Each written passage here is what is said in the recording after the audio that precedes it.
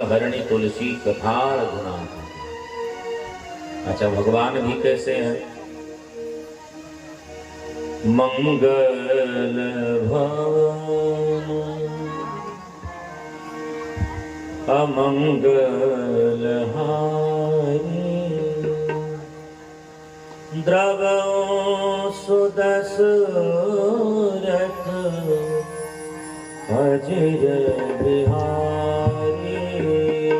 मंगल भवन अमंगल हारी, द्रवो सुदशरथ अजिर बिहारी। मंगल भवन अमंगल हारी, द्रवो सुदशरथ अजिर बिहारी। द्रवो सुदशरथ अजिर बिहारी। भगवान कैसे हैं? बोले जिनकी हम कथा श्रवण कर रहे हैं वो हमारे सरकार कैसे हैं? बोले मंगल के भवन में।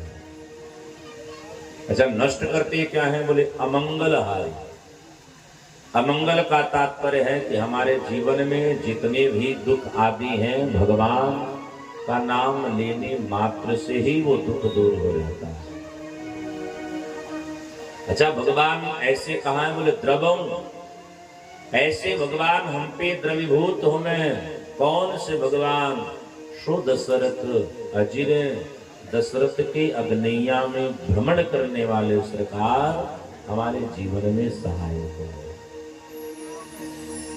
नाम की बड़ी अद्भुत महिमा है। कोई एक बार अगर राम कह दे तो जीवन तो उसका कृतार्थ में पूर्ण परिपूर्ण तो हो ही जाता है। हमारे श्री नाभाग जी महाराज कहते हैं कि भैया एक बार अगर कोई राम का नाम लेता है तो कोटि कोटि जन्मों के पाप नष्ट हो जाते हैं। द्विबार द्वारिका जाय, त्रिवेणी जाय तीन बार, चार बार काशी जाय, त्यों आचमन कराए ते, पांच बार पुष्कर जी, छह बार नैमिषारण्य, सात बार हरिद्वार, त्यों गंगा नहाए ते, जगन्नाथ बद्रीनाथ केदारनाथ, त्यों 8 बार जाए थे। इतना ही नहीं, बोले जैते फल होय कोटि तीर्थन नहाए थे, सो तैते फल होय एक राम नाम गाए थे। एक बार अगर कोई भगवान का नाम गाता है तो करोड़ों तीर्थों में स्नान करने का उसे फल प्राप्त हो जाता है। इसलिए हमारे साधकों ने कहा, तो कहो कहाँ लगी नाम बढ़ाई, राम न सकई नाम गुण गाई। जीवन में देखो, जो कोई नाम नहीं गाता है वो कैसा है? बोले जिसकी जिह्वा परमात्मा का नाम न गाती हो, उससे बड़ा संसार में कोई पापी नहीं है। इसलिए नाम तो गाना ही चाहिए। अब हम यह नहीं कहेंगे कि केवल आप राम ही को, आपको जिस नाम से प्रेम हो, क्योंकि जो राम है, जो सगुण है, वो निर्गुण भी होता है। तो सगुण निर्गुण दोनों एक हैं। अब निर्गुण क्या है? बोले निर्गुण के लिए थोड़ी परिश्रम करना पड़ती। जैसे लकड़ी के मध्य में अग्नि का वास होता है लेकिन दिखता नहीं है। अब लकड़ी से अग्नि अगर प्रकट करना हो तो करना क्या पड़ता है? बोले लकड़ी को घर्षण करना पड़ता है, रगड़ना पड़ता है। और जब आप लकड़ी को खूब रगड़ोगे तो धीरे धीरे अग्नि प्रज्वलित हो ही जाती है। तो जो लकड़ी में अग्नि तत्व में छुपा हुआ परमात्मा है, जो अप्रकट रूप में हमारी जो रक्षा करता है, वह परमात्मा निर्गुण स्वरूप है। और जब सरकार सगुण होते हैं तो राम कृष्ण आदि के रूप में आकर के जनमानस का मंगल कल्याण करते हैं। कल की मंगल मूल वेला में हम सभी लोग श्रवण कर रहे थे, भगवान भोलेनाथ जी का बड़ा दिव्य विवाह हो रहा है। तो पानी ग्रहण जब किन्न महेशा ही हर्षे तब सकल सुरेशा, समस्त देवता बड़े आनंदित हुए। भगवान भोलेनाथ जी का जब विवाह हुआ तो विवाह के बाद बेटी की विदाई होती है। एक निवेदन में सबसे करूं कि कभी किसी की बिटिया के घर जब बारात लेकर के जाना तो सब बुराई करना, लेकिन जब बेटी का बाप भोजन करावे तो चाहे वो भोजन कैसे भी क्यों ना करावे, उस भोजन की कभी बुराई मत करना, क्योंकि एक बाप की जीवन पर्यंत की कमाई होती है। श्री हिमांचल जी महाराज जी ने भगवान भोलेनाथ जी से प्रश्न किया कि महाराज आपके आदर सम्मान में अगर कोई कमी रह गई हो तो बताइए, उसे हम पूरी करें। भोलेनाथ जी कहते हैं कि महाराज जो अपनी बिटिया को ही अर्पण कर रहा है, अब उसके यहाँ आदर सम्मान का विषय क्या है? जिसने कन्या दान कर दी है उससे बड़ा जीवन में और दान क्या है? यहाँ भगवान भोलेनाथ जी अपने आप को याचक कहते हैं। भगवान ने कहा हम याचक हैं, आप दानी हो। और दान लेने वाले को दानी की विशेषता क्या कहनी चाहिए? बोले जो दानी है, दातार को जो दे दिया वह दातार के लिए दानी ही श्रेष्ठ हो जाता है। हाथ के नीचे हाथ रखने वाला सदैव छोटा होता है, चाहे वो कितना धन में बड़ा क्यों ना हो। ये ध्यान में रखिए। इसलिए गोस्वामी तुलसीदास जी महाराज दोहावली में बड़ी सुंदर बात है, तुलसी करतर कर धरो करतर करना हो, जेहि दिन करतर कर धरो तेहि दिन मरणहि सो। सबसे अच्छी हाथ कौन है? जो सबको देने के लिए उठे। जो हाथ लेने के लिए उठती है वह हाथ श्रेष्ठ नहीं है। भोलेनाथ जी कहते हैं कि महाराज आपका तो हाथ देने के लिए उठा है। और देखो यहाँ भगवान भोलेनाथ जी को बाबा खूब दान दहेज देते हैं। हाँ, बहुत दान दिया। पहले बेटी का बाप स्वेच्छ रूप में बिटिया को संपत्ति देता था, आजकल हम उसी ही दहेज कह बैठे हैं। आजकल बेटी के बाप से डिमांड कर दिए जाते हैं कि इतना में अपना हम बकरा बेच रहे हैं, क्योंकि वो बकरा होता है। हाँ, जोर से बोलो जय श्री राम। आप अपनी बिटिया को जरूर समझाना कि बेटी 10-20 लाख रुपया अगर दे करके हम तेरा ब्याह कर रहे हैं तो तुम बहू बन करके मत जाना, मालकिन बन करके जाना। और ऐसी बेटी को मालकिन ही बन के रहना चाहिए। 10-20 लाख रुपया लेने वाला, दहेज के रूप में लेने वाला व्यक्ति सोचे कि उसकी बेटी उसकी पांव दबाएगी, तो पांव में तो नहीं दबाएगी, लेकिन मौका मिलेगा तो गला अवश्य दबाएगा।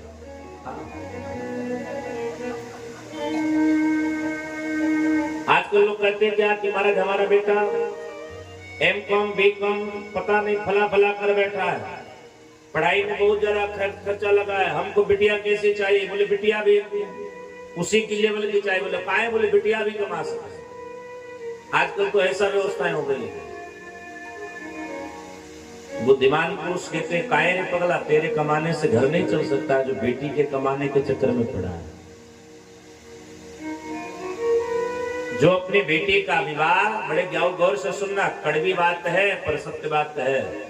जो पुरुष, जो सास ससुर अपनी बेटी का विवाह खूब मोटा माल पानी लेकर के किए हो, तो अगर वह अपनी बहू से अपनी सेवा की अपेक्षा करते हैं, उनसे बड़ा दुनिया में कोई मूर्ख नहीं है। वो बहू नहीं आ रही, वो घर की मालकिन आ रही है। क्यों?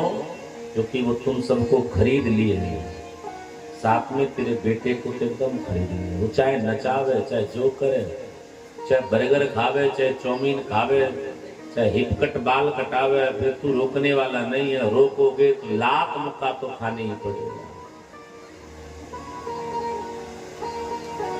क्योंकि हर बाप अपनी बेटी को अपने सामर्थ्य के अनुसार अवश्य देता है। हिमांचल जी ने बहुत सारा दान दिया है। भोलेनाथ जी ने कहा महाराज, अरे देते तब जब हमारा घर होता तब। आपकी दी हुई दान संपत्ति तब मजा आता जब हमारा घर द्वार होता। अच्छा, कोई बाप अपनी बेटी को आजकल एसी का जमाना आ गया, कोई एसी दे दे, घर में झोपड़ी हो, लाइट ना हो, पैसा एसी लेने से काम होता। एक बार हम प्रतापगढ़ की यात्रा पर जा रहे थे, इलाहाबाद के समीपस्थ प्रतापगढ़। तो प्रतापगढ़ की हम यात्रा पर जा रहे थे, तो हम एक 4 व्हीलर गाड़ी देखे, पीछे लिखा था ससुराल सहायता प्राप्त राशि। तो हम उत्सुकता पूर्वक ड्राइवर को रोको, भैया थोड़ा रुको, ये समझ नहीं आ रही है क्या? बोला महाराज ये दान वाली गाड़ी है, दहेज नहीं, ससुराल सहायता प्राप्त। आजकल लोग कहते हैं कि उनको गाड़ी दे दो, पेट्रोल भराने की पैसे नहीं, बोले गेहूं बेचते हैं। भोलेनाथ जी भी वही मानो कह रहे कि महाराज इतना तो संपत्ति दे रहे हो, अरे घर द्वार होता तो हम कहीं रख लेते, माई बाप होते तो भी वो संभाल लेते। हमारे पास तो न माई है, न बाप है, न घर है, न द्वार है, न इष्ट है, न मित्र है। अब किसको फालतू में हम दे? में एक काम करो, जैसे इतना संपत्ति दे रहे हो, थोड़ा रहने के लिए भी जगह दे दो। हिमांचल जी प्रसन्न हो गए। तो हिमांचल जी ने उनको दहेज में कैलाश पर्वत भी दिया। बोले आप यही वास करो। ठाकुर जी ससुराल में बस गए। दो ऐसे हमारे जगत में देवता हैं जो सबको भर देते हैं, लेकिन खुद बेचारे बेघर हैं। पहला है भगवान भोलेनाथ जी, दूसरा है भगवान लक्ष्मी नारायण जी। ये दोनों बेचारे ससुराल में जम के रहते हैं, इसलिए इनको जमाई कहा जाता है। मैया मैना अपनी बेटी को तैयारी करती है। पार्वती जी की जब विदा की तैयारी रही है, तो हमारी माताएं बड़े प्यार से सुनना, अपनी बेटी को कुछ देना या ना देना, पर बेटी को संस्कार जरूर दे देना, क्योंकि आपके द्वारा दी हुई संस्कार ही आपकी सबसे बड़ी दहेज है। दहेज लेने वाले सब कान खोल करके सुनना, 10-20 लाख रुपया लोगे 2-4 साल में समाप्त हो जाएगा, लेकिन अगर कोई संस्कारित तुझे बहू की प्राप्ति हो गई तो फिर तेरा जीवन सदा सदा के लिए खिल जाएगा। इसलिए प्रत्येक माँ बाप को यह ध्यान में रखना चाहिए कि अपनी बेटी को आप कुछ दे या ना दे, पर आप अपनी बेटी को संस्कार अवश्य दें।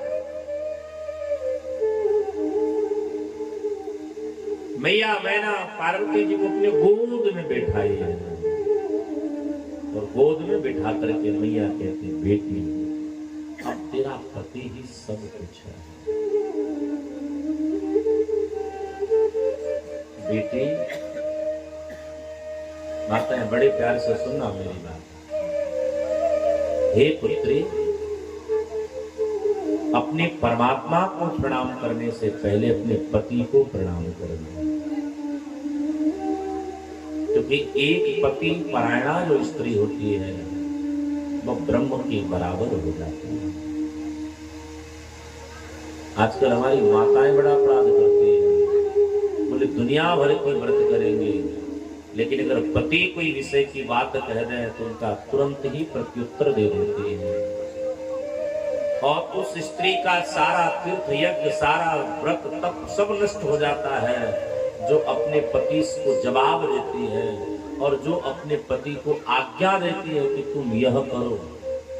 उस स्त्री का सारा जब तब सब व्रत नष्ट हो जाता है।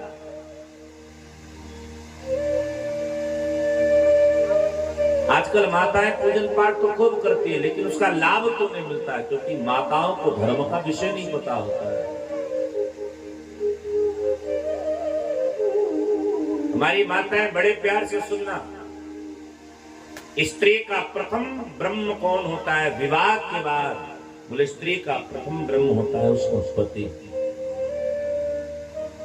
जिसका पति अगर देखो पृथ्वी पर हो तो इस पति से प्रेम करो, अगर इस पति से तुम्हारा मन उड़ गया हो तो जगत पति से प्रेम करो, दूजा पति बनाने के चक्कर में नहीं पड़ा। जो स्त्री अपने पति के पीठ पीछे सांसारिक भोग विलास करती है, ऐसी स्त्री जीते जी नरक की यातना भोगती है। नारी धर्म का बड़ा विशेष महत्व हमारे शास्त्रों में कहा गया है। स्त्री अगर चाहे तो अपने पति को कहां से कहां पहुंचा दे। स्त्री अगर चाहे अपने पति को एक ऊंचे से नीचे गिरा दे। एक नारी में यह सामर्थ होता है। अपनी बेटी की जब विदाई करो तो बेटी को एक सीख जरूर दो कि बेटा तेरा प्रथम जो ब्रह्म है वो तेरा पति है। जगत रूठे तो रूठे पर तेरा पति ना रूठे। जोर से बोलो जय सिया। भोजपुरी में एक हमारे हैं, आप अभी राजनेता बन गए हैं, पहले अभिनेता भी थे और राजनेता भी हो गए, तिवारी जी हैं। आप समझ गए हम किसको कह रहे हैं? मनोज जी नाम है उनका। एक मनोज जी गाना गाए थे, ही हौस दे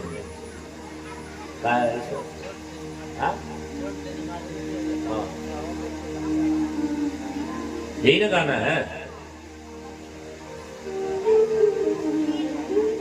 उनका कथन। इस गाने का हम कभी कभी हम लोग सुन लेते हैं कि इस गाने का हम लोग हंसी उड़ाते हैं, लेकिन उस गाने का हम भाव जब समझे तो हमको यह समझ में आया कि आजकल की माताओं को पूरी रूप से गाते हैं। आजकल हमारी माताएं पढ़ लिख खूब लिए, खूब पढ़ो, खूब आगे बढ़ो, लेकिन स्त्रियों को कुछ काम नहीं करना चाहिए। जैसे संसार वालों को कुछ काम नहीं करना चाहिए। क्या काम नहीं करना चाहिए? गौर से सुनना। व्यक्ति को कभी अपना नाम नहीं लेना चाहिए। अति आवश्यक हो तब नाम लो। क्यों साहब? बोले आपकी उम्र घटने लगी। आजकल झगड़ा होता है, सब फला आदमी पता नहीं होता। दूसरा काम क्या नहीं करना चाहिए? बोले दूसरा काम स्त्री को अपने पति का नाम नहीं लेना चाहिए। आजकल माताएं पढ़ लिख रही हैं तो सीधे एकदम नाम ही लेकर बुलाती हैं।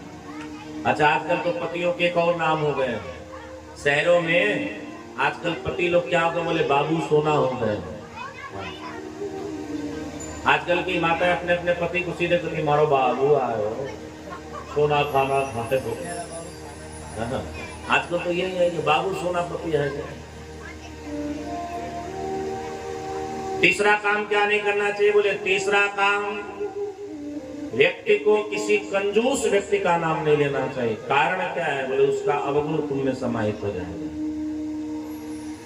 चौथा काम, बोले व्यक्ति को अपने गुरु जी का नाम नहीं लेना चाहिए। क्यों? बोले मनुष्य की भक्ति क्षण हो जाती है। पार्वती जी की जब विदाई हुई तो मैया मैना ये सब ज्ञान देती है कि बेटी कछ भी हो जाए इन सब क्रियाओं को मत करना। और भगवान भोलेनाथ जी से कहते हैं, नाथ उमा मम प्राण सम गृह किंकरी करे हो। क्षमहु सकल अपराध अब होई प्रसन्न बरदे। मैना जी ने कहा कि ये मेरी प्राण प्रिया है, बिटिया है, कोई अपराध कर दे तो क्षमा कर दे। आप सब ध्यान से सुनना होगा। जैसे अपनी बेटी की 10 गलती छुपा लेती हो तो बहू की भी 2 गलती छुपाने की शक्ति है। आजकल अगर अपने दामाद जी अपनी बेटी को अगर सोने की कोई गहना दे दें तो आजकल की माताएं गांव में घूम घूम के कहती है फलनवा के ना दुल्हा फलनिया के ना सोने के बड़का झुमका दे रहे हैं। अरे अगर दामाद होवे ना तो हमारे बिटिया के हमारे दामाद जैसे होवे हमारे बिटिया के बहुत ही ख्याल रखते हैं। और कहीं अगर अपना बेटा अपनी बहू को अगर दे दे सोना खरीद करके तो छाती पे जैसे लगता है सांप लौट गया, मुंह फुला के बैठ जाती है गुब्बारे की तरह और कहती आहा ये तो आई है घर ही लूट के रख दी है, ये जब से आई हमारे घर में ही डाका डाल बैठी है। अरे माताएं बड़े प्यार से सुनना, बात कड़वी है, सत्य में बोल रहा हूं। आप अपनी बेटी से जैसे प्रसन्न हो रहे हो तो ये भी तो किसी की बेटी है, इसकी तो मां यही पुच्छा करती होगी। लेकिन ये सब बड़ी दुर्व्यवना है। कारण क्यों है? क्योंकि हम लोग सत्संग से कोसों दूर चले गए। भगवान भोलेनाथ जी भगवती पार्वती मैया को लेकर गए, बड़े ही भाव के साथ अपनी कैलाश नगरी पधारे हैं। और गोस्वामी कृष्णदास जी महाराज लेख करते हैं, तुरंत भवन आए गिरिराय, तुरंत भवन आए गिरिराय, तुरंत भवन आए गिरिराय, तुरंत भवन आए गिरिराय, सकल सरल सरले बुलाए, सकल सरल सरले बुलाए, जब ही शंभु कैलाश ही आए, जब ही शंभु कैलाश ही आए, सुर सब निज निज लोक सिधाए, सुर सब निज निज लोक सिधाए, तब जन्मो खड़ बदन कुमारा, तब जन्मो खड़ बदन कुमारा, तारक असुर समर जय मारा, तारक असुर समर जय मारा। गोस्वामी तुलसीदास जी महाराज कहते हैं मैया मैना ने अपनी बिटिया पार्वती जी को समझाई है। हिमांचल जी महाराज बड़ा ही सुंदर दान करते हैं। भगवान भोलेनाथ जी अपनी मंगल नगरी पधारते हैं।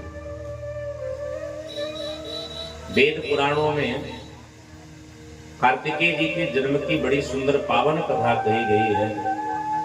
कुछ काल के बाद श्री खडबुध अर्थात कार्तिकेय जी का जन्म हुआ है और मात्र 16 वर्ष की अवस्था में कार्तिकेय जी महाराज युद्ध के मैदान में तारकसुर नामक दैत्य का वध करते हैं। विजय की पताकाएं चारों तरफ फहर गई है। अब बाबा की गृहस्थी आरंभ होती है। गोस्वामी जी महाराज कहते हैं याज्ञवल्क्य जी महाराज जी ने जब भरद्वाज जी महाराज जी को बाबा की गृहस्थी की जब कथा आरंभ करी है तो भरद्वाज जी बड़े अचंभित रह गए। देखो बाबा ने बड़ा सुंदर बताया है कि पति पत्नी का संबंध कैसा होना चाहिए। पति पत्नी का संबंध बड़ा ही मीठा होना चाहिए। पत्नी कैसी हो, देखो भैया आपके जीवन में कितनी भी वीरानपन क्यों ना हो, अगर आपकी पत्नी मृदुभाषणी आ जाए तो आपका जीवन खिला खिला रह जाएगा। आपके जीवन में धन संपत्ति कितनी क्यों ना भरी पड़ी हो, लेकिन अगर आपकी पत्नी कर्कशा आ जाए तो सारा संपत्ति आपका मिलता है। इसलिए पत्नी कैसी होवे। गोस्वामी तुलसीदास जी महाराज लेख करते हैं कि भगवान अपने गृहस्थी को आरंभ करते हैं। मैं आप सबसे आग्रह कर रहा था कि अगर पति पत्नी का प्रेम सुंदर हो तो भैया झोपड़ी भी महल से कम नहीं लगती। अगर प्रेम न हो तो महल भी कांटों से कम नहीं लगती। स्त्री का सदैव धर्म है, माताएं बड़े प्यार से सुनना, प्रबद्ध प्रार्थना है, आप अपनी मायके में कितना सुख उठाई है तात्पर्य इसका नहीं है। आपका विवाह हुआ है तो पति की क्या व्यवस्था है, उन व्यवस्थाओं में स्त्री को सदैव ढल जाना चाहिए। मायके में हर बेटी एक चहचहाती पक्षी होती है, हर बेटी की इच्छाओं को पूरी पिता करता है। विवाह धर्म होने के बाद स्त्री के जीवन में दो बातें आ जाती हैं, पहला वो पत्नी बन जाती है और दूसरा उसके जीवन में जिम्मेदारियां आ जाती हैं। अब तुम सोचो कि मायके का जो सुख है वो ससुराल में प्राप्त हो गए, तो ऐसा कभी नहीं है। इसलिए स्त्री का धर्म है कि जब पति के घर जाओ तो पति के ही होकर के रहो। आजकल की माताओं के जीवन में दुख क्यों है, इसका केवल एक कारण है। अगर आजकल किसी की गृहस्थी बर्बाद हो रही है तो आप विचार कर लेना, कहीं ना कहीं माताओं में गड़बड़ हो रही है। क्या? ससुराल में रह करके वो मायके की ज्यादा चिंता कर रही है। जो स्त्री ससुराल से अधिक अपने मायके की चिंता करती है, अपने पति से अधिक अपने भाइयों की चिंता में पड़ी रहती है, सास ससुर से अधिक अपने माता पिता की चिंता में पड़ी रहती है, न तो उसका ससुराल अच्छा होता है और न ही उसकी मायका सुख से रह पाता है। मैया ने बड़ा प्रेम दिया है, पार्वती जी ने इतना प्रेम दिया कि सारा कैलाशवासी आनंदित हो गए हैं। गोस्वामी तुलसीदास जी महाराज कहते हैं कि भगवान भोले बाबा जो हमेशा गुमसुम रहा करते थे, ये भोले बाबा अब प्रसन्न होकर के केवल मुस्कुराते हैं। एक समय की बात है,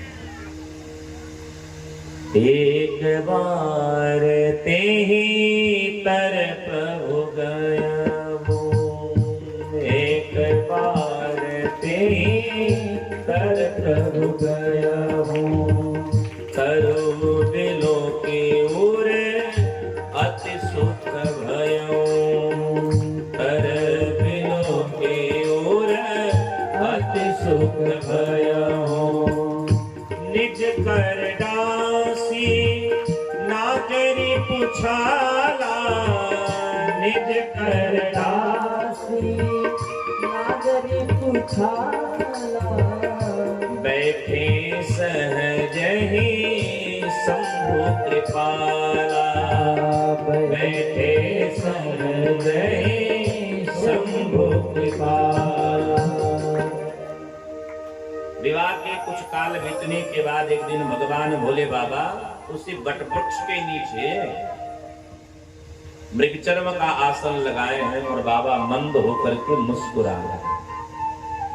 माथे पर चंद्रमा बड़ी ही सुंदर भगवान की शोभा को बढ़ा रही है। गंगा मैया भी भगवान के दिव्य शोभा को बढ़ा रहे हैं।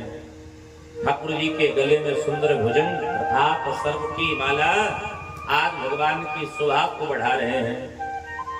भगवती पार्वती मैया यह सुंदर जब अवसर को देखी है तो पार्वती मैया प्रसन्नचित हो गई और प्रसन्नचित होकर के भगवान भोले बाबा के समीपस्थ चढ़ा दी। देखो, भोले बाबा को जब पता चला है कि पार्वती जी आ रही है तो भगवान भोले बाबा को भगवान भोलेनाथ जी ने पार्वती को सुंदर उचित आसन दिया है। मैया आसन पर बैठी, मैया तो बैठी है लेकिन जैसे आसन पर बैठी है क्योंकि मैया को वाम भाग आसन दिया गया है, तो जैसे उस आसन पर बैठी है मैया को पूर्व जीवन का कथा याद आ गया। तो एक बार हम जब सती बन करके आए थे तो सन्मुख शंकर आसन देना, आज तो भगवान हमको वाम भाग में आसन दे रहे हैं। यह बातें मैया के चित्त में आने लगी है। भोलेनाथ जी ने देखा कि पार्वती जी का जो प्रमुदित हंसता हुआ चेहरा है आज वो थोड़ी मायूस लग रही है। पति पत्नी में संवाद होने चाहिए। जिस घर की स्त्री और जिस घर का पुरुष आपस में बैठ करके हरि चर्चा करते हैं, वह घर स्वर्ग से भी सुंदर होता है। इसलिए पति पत्नी में संवाद बड़ी आवश्यक है। आजकल तो घरों घरों में झगड़े ही आरंभ हो जाते हैं। हमको एक कथा याद आती है। देखो, कभी कभी पति पत्नी में लड़ाई भी हो जानी चाहिए, लेकिन लड़ाई इतनी होनी चाहिए कि घर की अंदर तक रहे, पुलिस न बुलानी पड़े। एक बार एक सेठ और एक सेठानी में झगड़ा हो गया, बड़ा कस के झगड़ा हो गया। झगड़ा होते होते इतना बढ़ गया, सेठ ने कहा, सुन सेठानी, तुझे तेरे बाप की कसम जो तू आज के बाद हमसे बोली, तेरा बाप मर जाएगा। आजकल माताएं कहां पीछे रहने वाली। सेठानी बोले, सुन सेठ, तेरे भी बाप की कसम जो तू हमसे बोला, तेरा भी बाप मर जाए, हमारे खाली तू मरेगा। दोनों में बातचीत बंद। सेठ को कुछ चाहिए होता था तो इशारा करता था। घर में एक श्यामपट लग गया, सेठ को कुछ चाहिए होता था तो लेकर उसी पे कागज चिपका देता था। सेठानी को भी कुछ बाजार से सामान चाहिए होता था तो उसी पे चिपका देती थी कागज। 5-7 साल तक दोनों एक ही घर में एक ही जगह थे, लेकिन दोनों में कोई वार्ता ना हुई। उनके एक मित्र को यह बात पता चल गई कि सेठ सेठानी में 5-7 साल हो गए, बातचीत नहीं हो रही है। तो मित्र ने कहा, चलो थोड़ा हम प्रयास करते हैं। तो मित्र के घर पर कोई उत्सव था, तो उसने सेठ के घर पे निमंत्रण कार्ड भेजा। अब निमंत्रण कार्ड में उस मित्र ने लिखा कि सुन भैया, अकेले आना हो तो हमारे घर मत आना, अपनी पत्नी के साथ आना। अब सेठ पड़ गया धर्म संकट में। अब बोले तो कैसे बोले? तो सेठ ऐसे हवा में बोला, वहां जाना है, किसी को चलना हो तो तैयार हो जाना, हम इतने बजे जाएंगे। हम किसी से बोल नहीं रहे। आजकल माताओं को बस थोड़ी सी बाहर घुमाने की बात कह दो तो माताएं बड़ी खुश हो जाती हैं। तो सेठानी भी बोली, हम चलने के लिए तैयार हैं, काऊ को ले चलना हो तो हमको ले चलता। हाँ, सेठ थोड़ा पहले ही तैयार हो। पुरुषों को कपड़ा पहनने में कितना समय लगता है, माताओं के लिए तो श्रृंगार कहे गए हैं। तो सेठानी भाई 7 साल के बाद अपने पति के साथ नहीं जा रही है, तो सोची थोड़ा श्रृंगार उंगार कर लें। तो सेठानी मेकअप सेकअप करने लगी। सेठ को एक गलत आदत थी, सेठ बीड़ी पीता था। ऐसे टेबल पे बैठा था, बीड़ी पी रहा था। अब बीड़ी लोग पीते हैं तो थोड़ा आगे जब जल जाता है, जो लोग बीड़ी पीने वाले होंगे उनको याद होगा, सामने जब बीड़ी जल जाती है तो लोग ऐसे झाड़ देते हैं। तो सेठ ऐसे झाड़ा, उस बीड़ी में से थोड़ी चिंगारी आई और सेठ के कुर्ता के पीछे, जिसे हम लोग फर्रा कहते हैं, उस कुर्ता के भाग पे गिर गया। धीरे धीरे सुलग करके वो जलने लगा। सेठ को पता नहीं था। सेठानी सच के आई, देख रही है श्रीमान जी का कुर्ता जल रहा है। अब सेठानी सोचने लगे कि बोलूं कि नहीं बोलूं। अचानक सेठानी का मन में भाव आया, नहीं बोलूंगी तो सजन छूट जाएगा, बोल दूंगी तो बाप उठ जाएगा। अब सेठानी दिमाग लगाई तो सेठानी सेठ मानो हमारे जिधर हम बैठे हैं इधर मुंह करके बैठा था, तो सेठानी सीधे उसके पीठ के पीछे अपनी पीठ करके बोलने लगी, किसी का कुर्ता जल रहा हो तो मेरा क्या जाएगा, किसी का कुर्ता जले तो मेरा क्या जाएगा। सेठ देखा मेरा ही जल रहा है, तो सेठ ने कहा, बावरी तेरे बाप का दामाद मर जाएगा। और क्या होगा? तो दोनों में बातचीत आरंभ हो गई। तो कभी कभी अगर झगड़ा हो जावे तो तत्काल ऐसे सुलटा लेना चाहिए, पर वो बाहर नहीं भेजे। भगवती पार्वती मैया का जब चेहरा मायूस भगवान भोलेनाथ जी ने देखा है, तो पार्वती जी से भगवान कहते, देवी कोई बात है तो बताओ। मैया के आंखों में आंसू आ गए। हाथ जोड़ करके बोली, प्रभु मेरा चित्त भटक रहा है,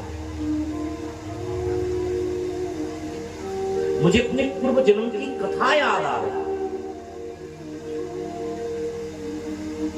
मेरे मन में न जाने कई बार ऐसे प्रश्न उठे कि हमसे उस जन्म में कौन सा अपराध हो गया। आपके साथ मैं कुंभज ऋषि की कुटिया पर गई, मैं आपके साथ रह करके भी मैं भगवान की कथा न सुन सकी, और जिसका फलश्रुति हमको यह प्राप्त हुआ, उस परमात्मा पर भी हमको भेद आ गया, और उस परमात्मा की परीक्षा तक मैं ले ली, और उस परीक्षा में परमात्मा तो पास हो गया, लेकिन उस परीक्षा में मैं फेल हो गई। हे प्रभु, कथा जो सकल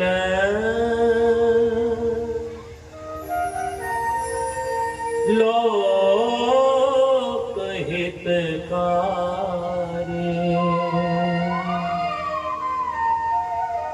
सोई पूछन चह सेल कुमारी, विश्वनाथ मम नाथ पुरारी,